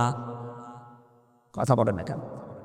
তাদের হক তো আদায় করা হয় না, তাদের আলাদা করে দেওয়া হয়, বৃদ্ধাশ্রমে রেখে আসে। এই দোষ শুধুমাত্র সন্তানদের একা না, এর পেছনে যারা কলকাঠি নাড়ি তারা হচ্ছে মেয়েরা, বিশেষ করে বউ আর শাশুড়ি। এরকম বউ আর শাশুড়ি আছে কার? হাত তোলেন তো, 2 হাত তোলেন। আছে, 2-1 জন আছে। মেয়েরা এসেছেন কিনা আমি জানি না। আমার মা বোনেরা শুধু নামাজ পড়া, রোজা রাখার, কালো বোরকা পরাই এবাদত না, শাশুড়িকে নিজের মায়ের মতো মনে করা এবাদত। আল্লাহর কসম, আমি নিজে একজন স্বামী, বাস্তবতা কিন্তু এইটাই। ছেলেরা সব সময় তার মায়ের সাথে, বাবার সাথে জড়িয়ে থাকা জিনিসকে ভালোবাসে বেশি। আমার 33 বছর বয়স এখন, বাড়িতে গেলে আমার মায়ের আঁচল ধরে এখনো মুখ মোছা লাগে। আমি নিজে দেখেছি 90 বছর বয়স মায়ের, 70 বছর বয়স ছেলের। এত বড় ছেলেকে মা 2 হাত দিয়ে পিটাচ্ছে, অথচ ছেলে কান্নাকাটিও করে না, দৌড়েও যায় না, আরো মাথা ঠেলে দিয়ে বলে মা মারেন না। মায়ের কাছে ছেলে ওই 70 বছর না, ওর বয়স এখন ওই 3 বছরই আছে। আমার 33 বছর বয়স, তাতে কি হয়েছে? আমি সেই হামজা, মানে 5 বছরের হামজায় আছি। আমার যদি 100 বছরও বয়স হয়, শুধু বাংলাদেশ না, তামাম পৃথিবীর যদি আমি মালিক হয়ে যাই, আমার মা ফিরোজার কাছে আমি সেই 5 বছরের হামজায় আছি। বলেন, মায়ের আঁচলটা এর সাথে জড়িয়ে যারাই থাকবে তাদেরকে ছেলেরা বেশি ভালোবাসে। বৌমা যারা এসেছেন, আমি নিজের থেকে যেহেতু পরীক্ষিত বলছি, আপনি যদি সত্যি স্বামীর মন পেতে চান, স্বামীর ভালোবাসা মন থেকে পেতে চান, মায়ের সাথে আপনি জড়িয়ে থাকবেন, আপনি নিজের শাশুড়ির মেয়ে হয়ে যাবেন। যত বেশি মিশতে পারবেন তার খেদমতে, তার সাথে কথাবার্তার আচরণে, দেখবেন দূর থেকে আপনার স্বামী তত বেশি আপনার দিকে ঝুঁকবে। হাজারো পরিবারে আমরা মেনে নিতেই পারছি না, অথচ হাগিস হচ্ছে নেককার মহিলা ওইটা, যে 5 ওয়াক্ত নামাজ আদায় করে, রোজা রাখে, নিজের শরীরকে হেফাজত রাখে, আর স্বামী যেটা পছন্দ করে ওইটা জায়েজ হলে স্ত্রীও পছন্দ করে। বলেন তো, স্বামীর সাথে তার মা বাবা থাকবে, এটা স্বামী পছন্দ করে না? বলেন বলেন, এখানে একটা স্বামী দেখাতে পারবেন যারা বলে যে মা বাবা জাহান্নামে যাক? প্রত্যেকটা স্বামীর মনে এই আকাঙ্ক্ষা, আমি গরিব হই ধনী হই, আমি খেয়ে থাকি না খেয়ে থাকি, আমার মা বাবা আমার সাথে থাকবে। বলেন বলেন বলেন, এরকম স্বামী আছেন কারা? দেখি হাত তোলেন তো। আলহামদুলিল্লাহ। সম্মানিত মা বোনেরা, যদি সামনে ক্যামেরা দেওয়া থাকে, প্রজেক্টর দেওয়া থাকে, একটু দেখেন আপনার স্বামী হাত তুলেছে কিনা।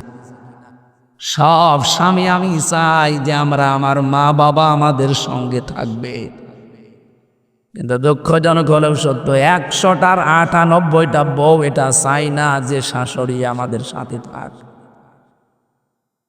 আর এটা জায়েজ কাজ, আপনার স্বামী চাচ্ছে, পছন্দ করছে, আপনি চান না কেন? আমাকে জাহান্নামে দেওয়ার জন্য আপনি নিজেই যদি উঠে পড়ে লাগেন, তা আপনার মতো বউ বিয়ে না করে আমার একা একই থাকা ভালো ছিল।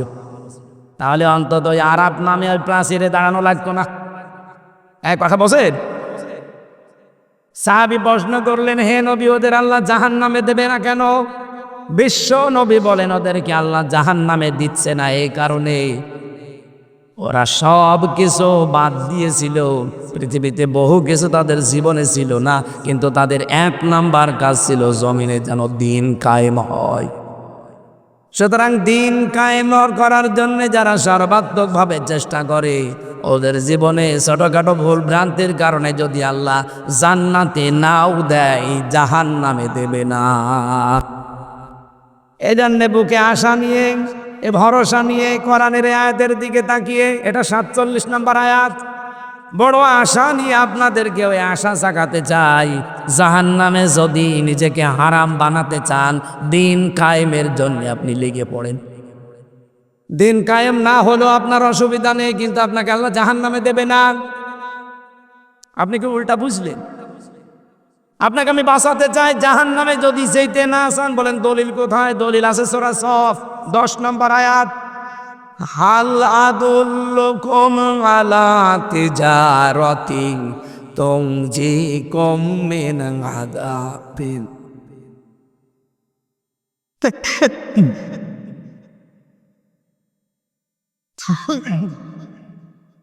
ভালো, এটা ভালো।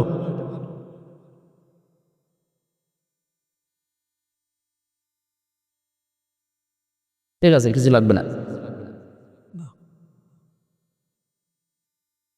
মানে এই যে গদি দেওয়ার পরও পেছনে ব্যথা করে, ওরা এমন পিটানো পিটিয়েছিল রিমান্ডে, শক্ত জায়গায় তো বসতেই পারি না, গদি দিয়েও এই যে 10-15 মিনিট পরে ওঠা লাগে। মানে এই জায়গা তো শুধু ম্যাডামকে ছাড়া কাউকে দেখানোও যায়, মানে এমন একটা জায়গা।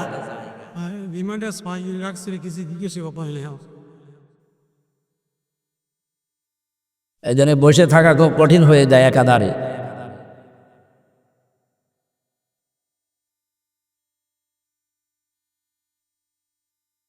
অপুষ্টিয়াবাসী একটু খেয়াল করে শোনেন, আপনাকে আমি জাহান্নামে যেতে দিতে চাই না, এই আয়াত তার প্রমাণ। এমন একটা ব্যবসার কথা কি দালালাত করব, ইঙ্গিত দেব, বলে দেব, যেটা করলে জাহান্নামের জ্বলন্ত আগুনে যন্ত্রণাদায়ক শাস্তি পাওয়া লাগবে না। তুমিনুনা বিল্লাহি ওয়া রাসূলিহি ওয়া তুজাহিদুনা ফি সাবিলিল্লাহ বিআমওয়ালিকুম ওয়া আনফুসিকুম যালিকুম খায়রুল লাকুম ইন কুনতুম তা'লামুন। আল্লাহ রসুলের ওপরে ঈমান আনার পরে জান আর মাল যা আছে দুনিয়া জীবিত থাকতে সর্বাত্মকভাবে চেষ্টা চালাবেন তার দিন যেন কায়েম হয়। এইটাই ভালো কাজ। আল্লাহ বলেন যালিকুম খায়রুল লাকুম, এইটাই ভালো কাজ, এইটাই উত্তম কাজ। ইন কুনতুম তা'লামুন, যদি বুঝে থাকো।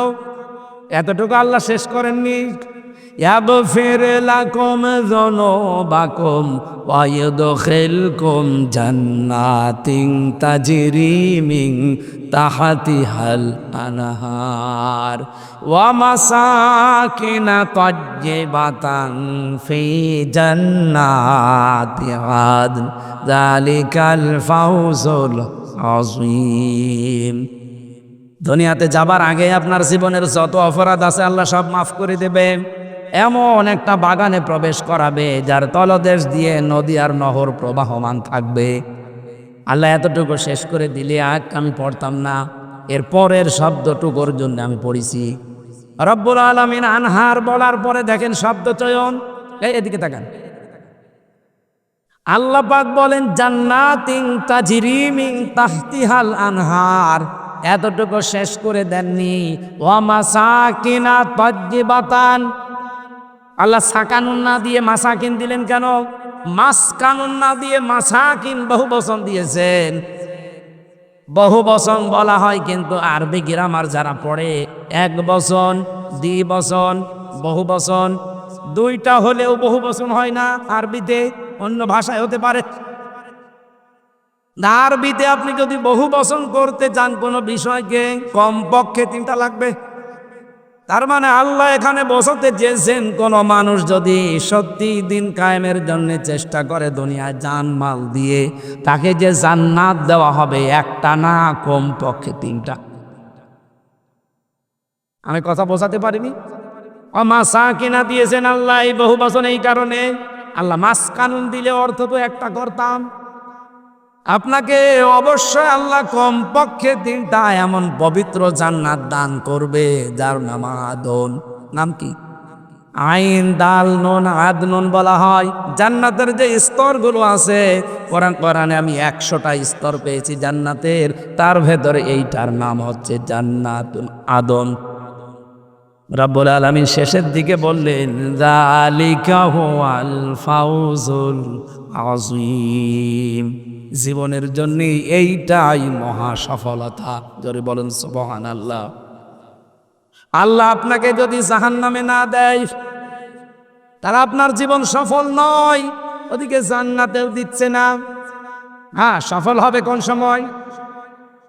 ফামান যুহযিহা আনিন নার ওয়া উদখিলাল জান্নাতা ফাকাদ ফাজ। সূরা আলে ইমরান 185 নম্বর আয়াতের মাঝের অংশে আছে, জীবন তো সফল হবে ওই লোকটার যাকে আল্লাহ জাহান্নামের আগুন থেকে বাঁচিয়ে দিয়েছে আর জান্নাতে প্রবেশ করিয়ে দিয়েছে। তার মানে আমাদের জীবনের হার জিত, আসল টার্গেট এখনো শুরু হয়নি। আসল জীবনের হার জিত, আসল সফলতা যেই দিন আল্লাহ জাহান্নামের আগুন থেকে পুরাটা বাঁচিয়ে জান্নাতে প্রবেশ করিয়ে দেবে। আরব নামক স্থানে যারা আছে তাদের জীবন কিন্তু সফল না, কারণ তারা জান্নাতেও যেতে পারছে না, জাহান্নামেও যাবে না। এই প্রাচীরে কতদিন দাঁড়িয়ে থাকবে? এই হাদিসের শেষে যেহেতু আমি আর পাইনি, কেউ পাইনি, নবীজি আর বলেনও নি। এখানে আছেন লাম ইয়াদখুলুহা ওয়া হুম ইয়াতমাউন। তমাউন শব্দের শাব্দিক অর্থ হচ্ছে নিজেকে আত্মতৃপ্তি লাভ করা। তাদেরকে জান্নাতেও প্রবেশ করানো হচ্ছে না, জাহান্নামেও দেওয়া হচ্ছে না, কিন্তু তারা তৃপ্তি পাচ্ছে না। আমাদের কারো কপালে যেন এই প্রাচীর না ছোটে। অন্তত জাহান্নামে তো যেতে চাই না, জাহান্নাম থেকে আল্লাহ যেন মুক্ত করে বাঁচিয়ে দিয়ে জান্নাত পর্যন্ত সবাইকেই পৌঁছিয়ে দেয়, বলেন আমিন। এবার আল্লাহ আমাদের নাম ধরে ডাকলেন, ইয়া বানি আদামা ইম্মা ইয়াতিয়ান্নাকুম রুসুলুম মিনকুম ইয়াকুসসুনা আয়াতি। হে বনি আদম সন্তান, যদি তোমাদের কাছে তোমাদের ভেতর থেকে কোন রসূল আসে, ইয়াকুসসুনা আলাইকুম আয়াতি, তারা বর্ণনা করে তোমাদেরকে আমার আয়াতগুলো শোনায়। আমার প্রশ্ন হচ্ছে, আল্লাহ রসুলুন বহু বছর না দিয়ে রসুলুন দিলেন কেন? এখন কি দুনিয়ায় রসুল আছে? বলেন বলেন, তাহলে আয়াতটা ভুল না মানে? আপনি মিলিয়ে দিন, রসুল না দিয়ে আল্লাহ রসুলুন দিলেন কেন? রসুল এক বছর, রসুলুন বহু বছর। এটা তো 1500 বছর আগে নাজিল হওয়া। মুহাম্মদ রাসূলুল্লাহ শেষ রাসূল, তিনি আর নেই। আল্লাহ কেন রসুলুন দিয়েছেন? এই জবাব পাওয়ার জন্য আশা লাগে।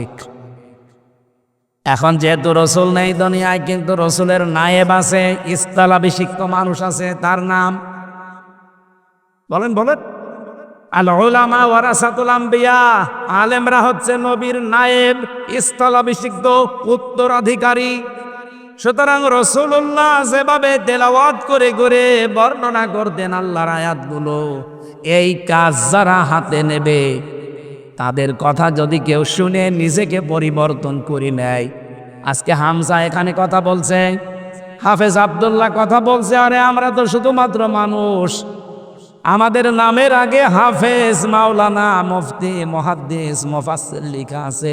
এই জন্য আমরা এখন আর সাধারণ না, আমরা এখন নবীজির নায়েব।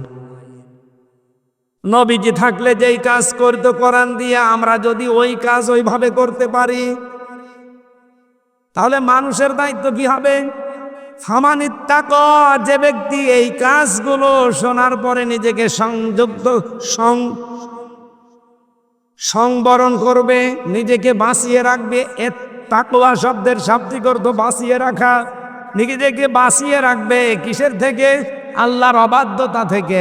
ওয়াসলাহা, নিজেকে সংশোধন করে নেবে। এই সংশোধনের ব্যাখ্যায় হয়তো মোরশেদ ভাই বলতে চাচ্ছিলেন, সময় পাননি, পড়াটা বলতে পারেননি, আমরা এবারে ব্যাখ্যায় যাচ্ছি। আপনি নিজেকে সংশোধন করার নিয়ত নিয়ে আজকে এখানে বসা লাগবে। এতদিন আমার জীবনে যাই হয়েছে, ভুলে হোক জেনে হোক হয়ে গেছে, এখন আমার জীবন কি আমি বুঝে ফেলেছি। আমার জীবনটা কিচ্ছু না, চোখ বন্ধ হয়ে গেলে আমার কোনো মূল্য আর নেই। সুতরাং এই মুহূর্তে আমি সিদ্ধান্ত নেব যে আমি সংশোধন হয়ে যাব, আমি ইসলাহ হব। আল্লাহ পাক বলেন, এই দুইটা গুণ যদি আমার রাসূলদের কথা, আলেমদের কথা মতো শুনে নিজেকে পরিবর্তন করে নিতে পারো, ফালা খাউফুন আলাইহিম ওয়ালা হুম ইয়াহজানুন, কোনো ভয় নেই তোমাদের জন্যে, কোনো চিন্তা নেই। বলেন সুবহানাল্লাহ। পক্ষান্তরে সিস্টেম অপর পৃষ্ঠায় দেখুন, ওয়াল্লাযীনা কাযযাবু বিআয়াতিনা, যারা আল্লাহর এই আয়াতগুলো শোনার পরে মিথ্যা প্রতিপন্ন করবে, মিথ্যা মনে হবে তাদের কাছে, না এরকম কথা বলেই থাকে। ও আব্দুল্লাহ 50 বছর এরকম কথা বলছে। ওয়াস্তাকবারু আনহা, কোরআনের ব্যাখ্যা শোনার পরে যে মানুষগুলো অহংকার করে তার থেকে মুখ ফিরিয়ে চলে যাবে, উলাইকা আসহাবুন নার, এরাই জাহান্নামের অধিবাসী। হুম ফিহা খালিদুন, চিরদিন এই অহংকারের কারণে জাহান্নামে থাকবে। এরকম অহংকারী মানুষ বাংলাদেশে নেই। হাতে পায়ে ধরতে শুধু বাকি আছে, তাছাড়া আর বাকি আছে কি বলেন? এত করে বিভিন্ন কায়দা কৌশল করে উদাহরণ দিয়ে দিয়ে বোঝানো হয়, এরপরে ওই কুকুরের লেজের মতো যা ছিল তাই। সুলাইমান নবী একবার জিনদেরকে বলেছিলেন যে একটা মসজিদ বানাও। মসজিদ ওরা ঝকমক করে বানিয়েছে, বিউটিফাই করে বানিয়ে আবার ভাঙ্গা আরম্ভ করেছে। সুলাইমান নবী এসে বলছে, মসজিদ কই? বলছে, বানিয়েছিলাম আবার ভেঙে ফেললাম। কেন? আপনি তো বলেননি যে মসজিদ করার পরে কি করা লাগবে। মসজিদ বানানোর পরে চিন্তা করলাম কাজ তো নেই, কি করি, ভেঙে ফেলি। সুলাইমান নবী বলে, ঠিক আছে এটা কাজ দেই, মসজিদ বানানো শেষ করো, আর এরপরে একটা কুকুরের লেজ সোজা করো, আমি যতদিন না আসি। মসজিদ বানানো হয়ে গেছে, একটা কুকুর নিয়ে এসে লেজ টানে, সোজা হয়, ছেড়ে দেয়, কাছে যায়। কি গো, এভাবে হবে না, তেল নিয়ে আয়, মোবাইল নিয়ে আয়, তেল মোবাইল নিয়ে টানে, লম্বা হয়, ছেড়ে দেয়, কাছে যায়। এ কি কুকুর না কলেরা? এভাবে হবে না, বাঁশ নিয়ে আয়, জায়গা মতো বাঁশ দে, টাইট করে বেঁধে রাখ। 7 দিন একাধারে বাঁশ দিয়ে বেঁধে রেখেছে ওর লেজ, যেই খুলে দিয়েছে আবার যা ছিল তাই। সুলাইমান নবী এসে দেখছে ওরা টানা টানিতে ব্যস্ত। কি গো, কি হুজুর, কি কুকুর এত টানি লম্বা হয়, মনে হয় যে হা ভালো হয়ে গেছে, যেই ছেড়ে দেই আবার কাছে যায়। আমার তো মনে হচ্ছে এই 54 বছরে দেশের দায়িত্বে যারা ছিল অধিকাংশ চরিত্র এই কুকুরের লেজের মতো। বহু কায়দায় আমরা তাদেরকে কাটুকুতু দিয়েছি, টানাটানি করেছি, মানববন্ধন করে, সংবাদ সম্মেলন করে, কত মিছিল মিটিং করে, কত রকমের কত কথা বলে বলেছি ভাই থামেন না, মনে হয় যে ভালো হয়ে গেল, যেই ছেড়ে দেয় আবার কাছে দেখ।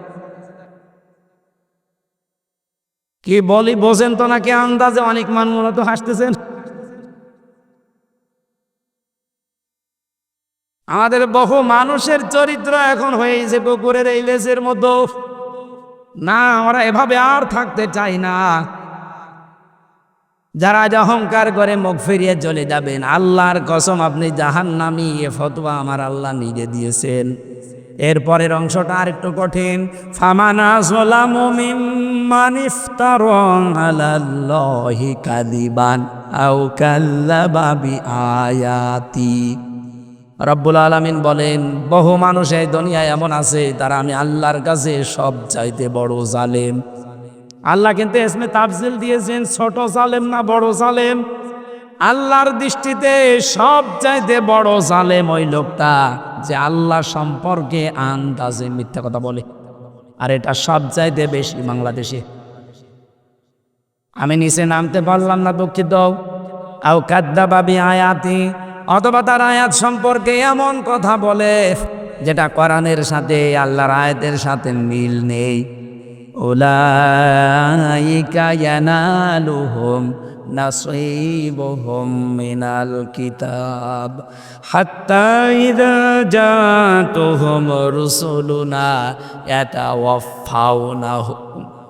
অবশ্যই এদের কাছে কিতাব থেকে নির্ধারিত অংশ পৌঁছিয়ে যাবে। আমি খুব তাড়াতাড়ি করছি, 11টা পর্যন্ত সময় নিয়েছিলাম, হয়ে গেছে। এই জন্যে হঠাৎ করে যখন তাদের সামনে মৃত্যুর ফেরেশতারা চলে আসবে, তারা এসে জিজ্ঞাসা করবে আইনা কোথায়, মা কুনতুম তাদউনা মিন দুনিল্লাহ, আল্লাহকে বাদ দিয়ে, আল্লাহর বিধান বাদ দিয়ে যাদের পেছনে ছোটাছুটি করতে, দৌড়াদৌড়ি করতে, কোথায় তারা, তাদেরকে ডাকো।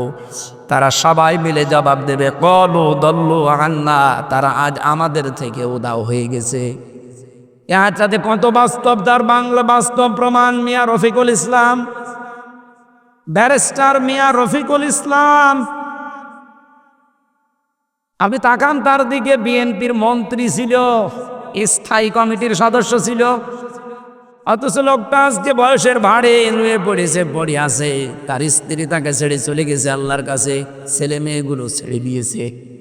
তার কাছে দলীয় একটা লোকও যায় না, দেখাও করে না, কাজের মহিলা নিয়ে পড়ে আছে বছরের পর বছর হাসপাতালে। আল্লাহ বলেন কলু দল্লু আন্না, মরণের সময় যখন এসে ফেরেশতারা তাদেরকে আঁকড়িয়ে ধরবে, এই সময় বলবে কই তারা যাদেরকে আল্লাহর বিধানের উপরে, তোমরা আল্লাহর বিধানের উপরে যাদেরকে উপরে তুলে দিতে, আল্লাহকে বাদ দিয়ে অন্য যাদের পেছনে ছোটাছুটি করতে, কোথায় তারা? এক বাক্যে ওরা বলবে তারা উদাও হয়ে গেছে আমাদের থেকে। অশাহিদু আলা আনফুসিহিম আন্নাহুম কানু কাফিরিন, নিজেদের প্রতি জুলুম করেছি এই কথা তারা ওই সময় স্বীকার করবে আর বলবে অবশ্যই আমরা কাফের ছিলাম। বলেন নাউজুবিল্লাহ।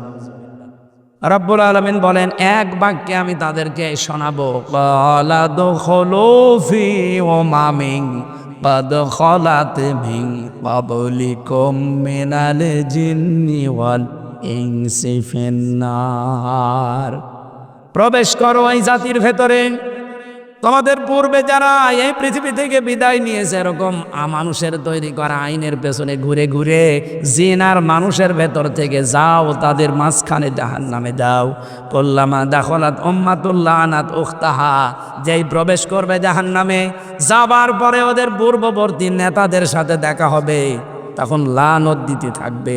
হাত্তা ইদা দারাকু ফিহা জামিয়া, তারা সেখানে যেই পেয়ে যাবে ওদের ওই পূর্বপুরুষদের বাপ দাদা পরদাদা অথবা নেতা নেত্রী, এদেরকে, এটা আমি বানাচ্ছি এখন। বলেন বলেন বলেন তো আচ্ছা কত বাস্তব। হাত্তা ইদা দারাকু ফিহা জামিয়া, জাহান্নামে প্রবেশ করেই তারা দেখতে পাবে তাদের অমুক নেতা সামনে দাঁড়িয়ে আছে বিশাল মোষ নিয়ে। রাব্বুল আলামিন বলেন ক্বালাত উখরাহুম লিউলাহুম রাব্বানা হাউলাই আদাল্লুনা ফাতিহিম আযাবান দিফাম মিনান নার, এ মানুষগুলো ওদের দেখেই রেগে যাবে, বলবে রব্বুল আলামিন এরাই আমাদেরকে পথভ্রষ্ট করেছিল, তোমার আইন আমাদেরকে মানতে তো দেয়নি, আর তোমার আইনের পক্ষে থাকলে উল্টা পাল্টা করতো। প্রকাশ্যে তো থাকতেই পারি নাই, গোপনেও থাকতে পারে না, এদের কারণে এদেরকে তুমি ডবল শাস্তি দাও। ওয়ালা লিকুল্লিন দিউফু ওয়ালাকিন লা তা'লামুন, রব্বুল আলামিন বলেন দ্বিগুণ শাস্তি শুধু ওদের না, সবার জন্যে আমি ব্যবস্থা করে রেখেছি। এই জন্য আমার আজকের আলোচনার বিষয় সাবধান, কার পেছনে আপনি অনুসরণ করে চলছেন। রবিউল আউয়াল মাসেও যদি আপনি নবীজিকে অনুসরণ করার সিদ্ধান্ত নিতে পারেন, বাকি জীবনে নিতে না পারেন, বিশ্বাস করেন কসম করে বলছি আপনিও ওই দলে কিয়ামতের দিন আফসোস ছাড়া আর কিছুই পাবেন না। তখন বলবেন আল্লাহ হাউলাই, এই যে মানুষগুলো আদাল্লু না, এরা আমাদেরকে পথভ্রষ্ট করেছে, এদের আদর্শ মেনে আজ জাহান্নামে এসেছি, এদেরকে দ্বিগুণ শাস্তি দেন, আযাবান দিফাম মিনান নার। আল্লাহ ধমক দিয়ে বলবেন ক্বালা লিকুল্লিন দিফুন, প্রত্যেকের জন্যই দ্বিগুণ শাস্তি। আমার মনে হয় বাংলাদেশে বহু মানুষ এই আয়াতের ভেতরে আছে, কথা না বোঝার ভান করে থাকলে আপনাকে ঝোড়ে কোদাল দিয়েও বোঝানো যাবে না। আশা করছি আপনি বুঝতে পেরেছেন। এই মুহূর্তে নিজের মত পাল্টান। রবিউল আউয়াল মাসে নবীর আদর্শ ছাড়া, বিশ্ব নবীকে ছাড়া জীবনের কোনো জায়গায় কাউকে আমি মানি না। যাকে মানবেন কিয়ামতের দিন তার সাথে আপনি জাহান্নামে যাবেন। এটার দলিল হচ্ছে সূরা হুদ ৯৮ নম্বর আয়াত, ১২ নম্বর পারা, ১২ নম্বর পৃষ্ঠার প্রথম নম্বর লাইনে আছে, ইয়াকদুমু কওমাহু ইয়াউমাল কিয়ামা ফাআওরাদাহুমুন নার ওয়া বিসাল বিরদুল মাওরুদ। কিয়ামতের দিন যেই নেতা জাহান্নামে যাবে, ওই নেতার যত অনুসারী কর্মী সবাই তার সাথে জাহান্নামে যাবে। আল্লাহ আমাদেরকে আয়াত থেকে যে মূল মেসেজ, অনুসরণ করতে হলে যার তার পেছনে যাওয়া যাবে না, একমাত্র মুহাম্মদ রাসূলুল্লাহকে যারা মেনে চলে চোখ কান বন্ধ করে তাদের অনুসরণ করে আল্লাহ কিয়ামতে তাদের সাথে যেন জান্নাতুল ফেরদাউসে পৌঁছিয়ে দেন।